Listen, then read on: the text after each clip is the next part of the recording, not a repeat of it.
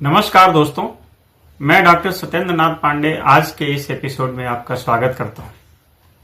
अभी हाल ही में एनसीईआरटी की किताबों में न्यायपालिका में भ्रष्टाचार नाम से एक पाठ संलग्न किया गया था। न्यायपालिका ने शिक्षा विभाग के इस कृत्य को न केवल लापरवाह और तिरस्कार पूर्ण माना, बल्कि इसे न्यायपालिका के बारे में फैलाए जा रहे एक नकारात्मक भ्रम की संज्ञा भी दी।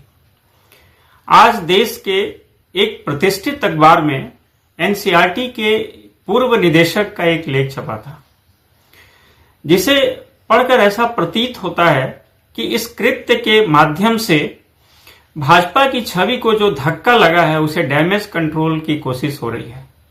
लेखक द्वारा इस कृत्य को एक सामान्य भूल की संज्ञा दी गई है। जैसा कि आपको पता है कि इस मामले में प्रधानमंत्री श्री नरेंद्र मोदी ने भी अपनी नाराजगी जाहिर की थी और इस पाठ को एनसीईआरटी से पहले ही हटाया जा चुका है। दोस्तों, एनसीईआरटी और यूजीसी देश की सर्वोच्च नीति नियामक संस्थाएं में से एक है, जो न केवल वर्तमान बल्कि भविष्य का भी निर्माण करती हैं। यूपीएससी की परीक्षाओं में जो एनसीईआरटी में लिखा होता है, यानी कि एनसीईआरटी का जो स्टैंड होता है, उसी को अंतिम और प्रमाणिक माना जाता है। स्पष्ट है कि इस पाठ को लिखने से पहले शीर्ष विशेषज्ञों की टीम लगाई गई होगी और इसे शामिल करने से पूर्व विभिन्न स्तरों पर इसकी स्वीकृति प्राप्त की गई होगी।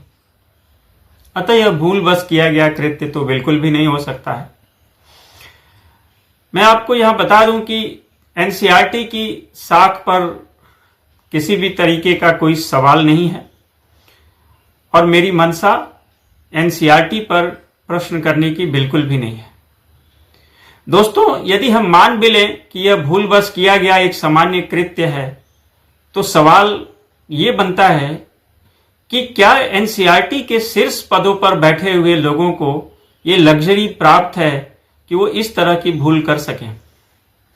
कितनी गंभीर बात है कि सरकारी नोट शीट कल्चर में शीर्ष अधिकारियों ने निर्णय लेने से पूर्व इसे पढ़ने की जरूरत भी नहीं समझी और इसे स्वीकृत प्रदान कर दी। यह सरकारी सिस्टम की आराम तलबी और वर्तमान स्वरूप को दर्शाता है।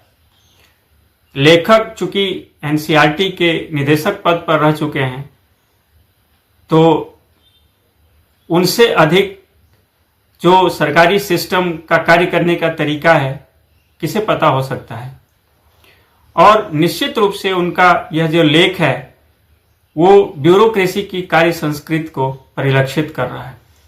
बहरहाल यह ब्यूरोक्रेसी की लापरवाही का परिणाम चाहे भले ही हो, पर भूलवश किया गया कृत्य बिल्कुल भी नहीं था। यह अति महत्वाकांक्षा के अंतर्गत कुछ लोगों द्वारा सोच समझकर उठाया गया एक ऐसा कदम है जिसके नकारात्मक परिणाम आने पर आज्ञा पालकों की बलि देकर इसके इतिश्री करने की कोशिश की जा रही है। दोस्तों, आपका क्या मानना है? आप अपना कमेंट करके अपने विचार रख सकते हैं। पूर्व में मैंने इस विषय पर एक वीडियो बनाया हुआ है, उसे जाकर आप इसके बारे में और भी अधिक जानकारी प्राप्त कर सकते हैं।